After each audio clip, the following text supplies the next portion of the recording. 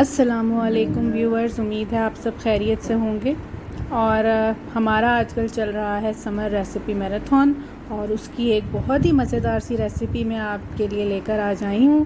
اور ہم اسے مسی روٹی کہتے ہیں، اور اسے ہم بیسن کی روٹی بھی کہہ سکتے ہیں۔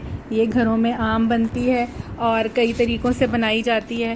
یہ موسم جو ہے یہ اس کا خاص موسم ہے، گرمیوں میں بہت پسند کی جاتی ہے۔ اس کے ساتھ جو چیزیں سرو کی جاتی ہیں ان کے حوالے سے بھی یہ اس موسم میں بہت اچھی لگتی ہے۔ آپ نے مینگو پارٹی ارینج کرنی ہو اس کے لیے بھی آئیڈیل ہے، اور آپ نے خالی بیسن کی روٹی کی پارٹی بھی ارینج کرنی ہو تو اس کے لیے بھی آئیڈیل ہے۔ میں اس کو بنا رہی ہوں توے پہ۔ آپ چاہیں تو جو اس کا آٹا بنتا ہے اسے آپ کسی تندور والے سے تندور پہ لگوا لیجئے، آپ کے گھر میں تندور ہے تو گھر پہ بنا لیجئے، تو اس کا مزہ دوبالا ہو جاتا ہے۔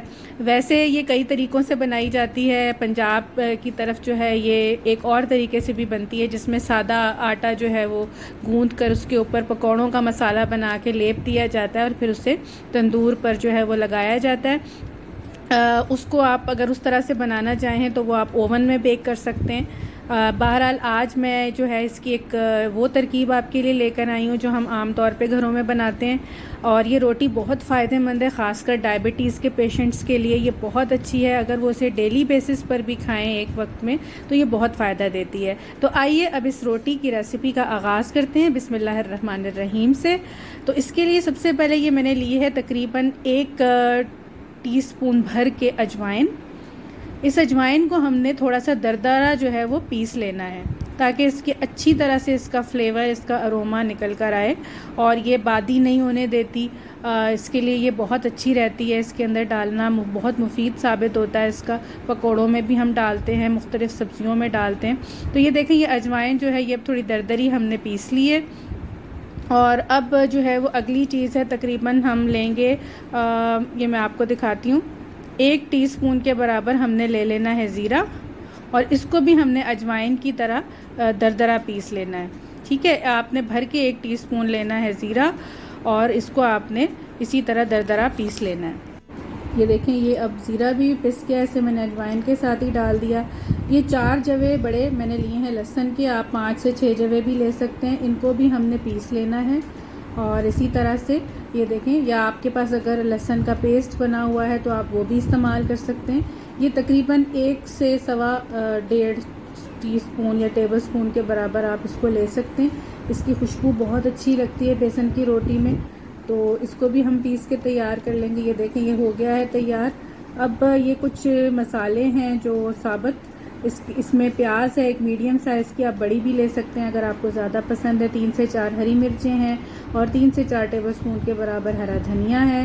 اس کو اب ہم نے جو ہینڈ چاپر ہے اس میں ڈال کے چاپ کر لینا ہے۔ اب تو بہت آسانی ہو گئی ہے، پہلے تو ہاتھ سے جو ہے وہ کاٹ کے باریک باریک جو ہے وہ اس میں روٹی میں ڈالا جاتا تھا، تو اب جو ہے بہت آسانی سے اس کے ساتھ جو ہے وہ اس میں یہ ہم اس کو چھوٹا چھوٹا چاپ کر لیتے ہیں۔ تو یہ اب ہم اس کو آپ کو چاپ کر کے دکھاتے ہیں۔ بس یہ چاپ ہو گیا ہے۔ اب ہم جناب لیں گے بیسن، جو اس کا مین انگریڈینٹ ہے۔ اس میں تقریباً 1.5 کپ کے برابر بیسن لے رہی ہوں، اور 1.5 کپ کے برابر ہی میں اس میں آٹا لے رہی ہوں۔ میں نے 50-50 کا ریشو رکھا ہے۔ اگر آپ ڈائبٹک پیشنٹ کے لیے بنا رہے ہیں یا آپ نے ڈائٹ کرنی ہے تو آپ بیسن زیادہ بھی رکھ سکتے ہیں، اور خالی بیسن کی بھی بنا سکتے ہیں، لیکن پھر اس میں آپ کو بیلنے میں بہت پریشانی ہوتی ہے، روٹی سنبھلتی نہیں ہے۔ تو ہم برابر کوانٹٹی میں لیں گے، اور اگر آپ چاہیں تو آپ 2 باؤل بیسن اور 1 باؤل آٹا بھی لے سکتے ہیں۔ تو میں نے اس میں 50-50 کا ریشو رکھا ہے۔ اب میں اس میں ڈالوں گی تقریباً 1.5 ٹی اسپون کے برابر لال مرچ کا پاؤڈر، اور تقریباً 1.5 سے 1.25 ٹی اسپون ہم اس میں ڈالیں گے نمک، آپ حسب ذائقہ بھی لے سکتے ہیں۔ اس کے علاوہ اس میں جائے گا تقریباً 1.5 سے 2 ٹی اسپون آپ اس میں دھنیا پاؤڈر ڈال دیجئے، اور اس پہ میں نے لیے تقریباً 1 ٹی اسپون کے برابر اناردانہ، یا آپ 1 ٹی اسپون کے برابر زرشک ڈالیے۔ یہ جو ہم نے اجوائن اور زیرہ تیار کر کے رکھا تھا دردرا پیس کے، وہ بھی ڈال دیا ہے، اور جو لہسن میں نے پیس کے رکھا تھا وہ بھی اب اس میں شامل کر رہے ہیں۔ اب یہ جو ہم نے ہرا مسالہ اور پیاز جو ہے اس کو چاپ کر کے رکھا تھا یہ بھی ہم اس میں ڈال دیں گے۔ تو یہ ہمارے کچھ انگریڈینٹس جو ہیں اس کے اندر چلے گئے ہیں۔ اب ہم نے اس کو مکس کر لینا ہے اور ایک اس کا کرمبل سا بنا لینا ہے. یہ دیکھیں یہ سب اس میں مکس ہو گیا ہے. لال مرچ، نمک، دھنیا پاؤڈر، زیرہ، اجوائن، لہسن اور ہرا مسالہ اور پیاز.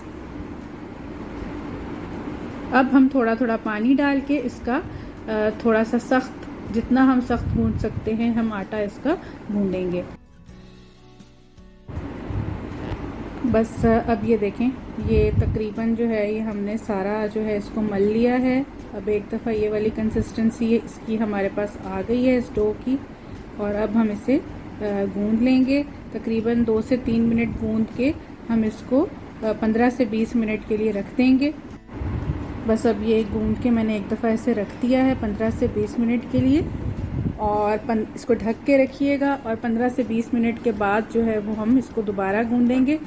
تو یہ دیکھیں یہ 15 سے 20 منٹ ہو گئے تھے، میں نے اسے دوبارہ 3 سے 4 منٹ گوندھ لیا تھا. اب میں اس کی روٹیاں بناؤں گی. اور یہ دیکھیں ایک پیڑا، تھوڑا سا بڑا پیڑا لیتے ہیں. روٹی اس کی تھوڑی سی ہم موٹی رکھتے ہیں عام جو پتلی چپاتی ہوتی ہے اس سے، کیونکہ اس کا پھر فلیور تبھی جو ہے وہ صحیح ہمیں حاصل ہوتا ہے. تو اس کو اب ہم تھوڑا تھوڑا خشکا لگا کے، آٹا جو ہے خشک آٹا لگا کے ہم اس کو بیل لیں گے، اور بہت احتیاط سے بیلیں گے کیونکہ یہ چپکنے لگتی ہے.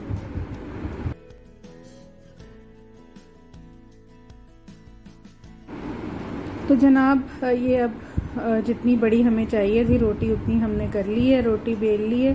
اور اب ہم نے توا جو گرم رکھا ہوا تھا اس پہ ہم اس کو ڈال دیں گے، اور اس کو لو ٹو میڈیم فلیم پر ہم پکائیں گے تاکہ یہ اندر تک پک جائے، اور اس کے اندر جو مسالے شامل ہم نے کیے ہیں ان کا فلیور نکل کے آئے پوری طرح سے. اور تھوڑا تھوڑا اب ہم اس پہ، آپ آئل استعمال کرنا چاہتے ہیں آئل کیجئے. گھی جو ہے وہ تو آئیڈیل ہے، اور کم ڈالیے، اتنا اچھا بھی نہیں ہوتا آج کل جو ہماری ایکٹیویٹیز ہیں اس کے لحاظ سے. صحت کے لیے آپ نے اولیو آئل استعمال کرنا ہے تو وہ آپ کیجئے. تو بس یہ ایک سائڈ اس کی جب پک جائے گی تو ہم اس کی سائڈ پلٹ لیں گے.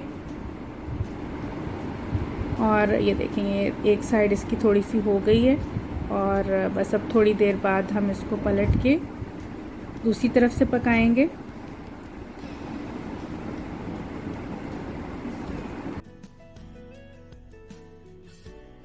یہ دیکھیں اس کی ایک سائڈ ہم نے پلٹ لی، اور آہستہ آہستہ لو ٹو میڈیم فلیم پہ ہم نے اسے پکانا ہے. تو بس اس طرح اس پہ کلر آتا جائے گا، اور ہم اسے 3 سے 4 منٹ ہر ایک سائڈ سے پکائیں گے. یہ اب دوسری بھی میں تیار کر رہی ہوں، یہ دوسری روٹی تھی. تو بس اس طرح آپ نے یہ تمام جتنی بھی آپ نے روٹیاں بنانی ہیں آپ رکھ لیجئے. آپ آٹا گوندھ کے فریج میں اس کو رکھ بھی سکتے ہیں، 2 سے 3 دن یہ آپ کا رہ جائے گا اگر آپ نے کسی کو ڈیلی بیسس پہ بنا کے دینی ہے تو. بس اب یہ روٹی ہو گئی ہے تیار، اور اب ہم اس کو جو ہے وہ کسی بھی ٹیشو پیپر پہ نکال لیں گے ایک پلیٹ میں. یہ دیکھیں اس طرح سے، اور اب ہم اس کو سرو کریں گے. سرونگ اس کی جو ہے وہ ہوگی لہسن اور لال مرچ کی چٹنی کے ساتھ. بہت آئیڈیل ہے، آموں کا موسم ہے اور کیا ہی بات ہے. اس کے علاوہ پیاز اور اچار بہت اچھے لگتے ہیں. اس کے ساتھ لسی رکھی جاتی ہے. میں نے آج لسی تو نہیں بنائی لیکن دہی ساتھ رکھا ہے. تو یہ جناب اس کا بہت ہی بہترین کمبینیشن ہے. آپ مرغ مسلم کو بھول جائیں گے اور آپ اسی کو بنائیں گے. تو ضرور بنائیے گا، مجھے بتائیے گا کہ کیسی بنی ہے ریسیپی. اپنا بہت خیال رکھیے گا، مجھے دعاؤں میں یاد رکھیے گا. اجازت دیجیے، اللہ حافظ.